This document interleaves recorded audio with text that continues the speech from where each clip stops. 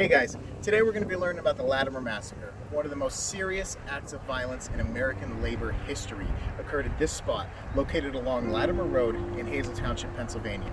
19 unarmed miners on strike for better conditions were killed, 40 more injured by the county sheriff and his posse, who were funded by the coal companies to end the strike. This video is part of the series History Revisited. If you are a fan of Pennsylvania history, consider hitting the subscribe button below. If there's a local historical location you would like to learn more about, leave a comment below. Conditions in coal mines were bad. Miners risked their lives daily for low pay while the coal barons became rich. While conditions were bad for American miners, they were worse for immigrant miners who had to pay a tax simply for being an immigrant. In some cases, coal companies forced workers to lease homes from the company, while workers could only buy items from coal company stores and visit coal company doctors. In August of 1897, mule handlers were expected to work 2 extra hours per day for the same daily pay. The handlers started a strike, which led to a mine superintendent attacking a striker with a crowbar, bringing on a small scuffle between the employees and the superintendent. This incident caused many local miners to join the United Mine Workers of America Union. Widespread mine closures due to unionized workers striking led to the company agreeing to pay overtime, wages being brought to the regional average, allowing miners to see their own doctors, and no longer forcing miners to live in company-owned housing. Unfortunately, the company did not keep their word. On September 3rd, 3,000 workers marched on 4 mines in the area, shutting them down.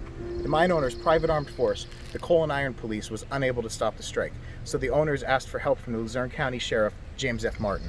Martin gathered and deputized a posse of around 100 citizens from the nearby city of Hazleton to break the strike. The posse was funded and armed by the coal company. On September 10th, around 400 miners marched from the Harwood Colliery, owned by Calvin Pardee, towards the Lattimer Colliery, also owned by Calvin Pardee. The goal was to have the Lattimer miners join the union as leverage against the company to demand better pay, better conditions, and immigrant equality from the company. As the unarmed miners marched to Lattimer, they were told several times to disperse, but continued to march. When the miners reached Lattimer, they were again met by the sheriff and around 150 armed deputies. The sheriff ordered the marchers to disperse and attempted to grab an American flag out of the hands of the lead marcher. After a brief scuffle, the posse opened fire on the miners. After the first volley of fire, the miners turned and attempted to run away. The firing continued for around 2 more minutes. At least 19 miners were killed and around 40 were wounded. Most were shot in the back and had several gunshot wounds. The 19 immigrants, including 1 child, were transformed into martyrs of the labor struggle. Their funerals were attended by thousands.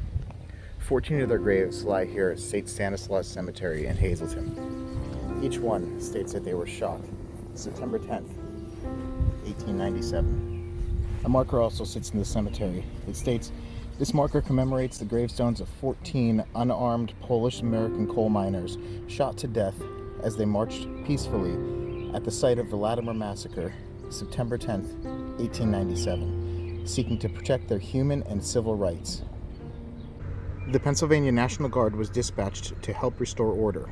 Local community leaders held a rally to calm workers, raise money for the families, and seek prosecution of the sheriff and his deputies. Outraged miners shut down and destroyed coal works. They destroyed the home of Wilkes-Barre Coal Company Superintendent Gomer Jones after an unsuccessful attempt to locate him.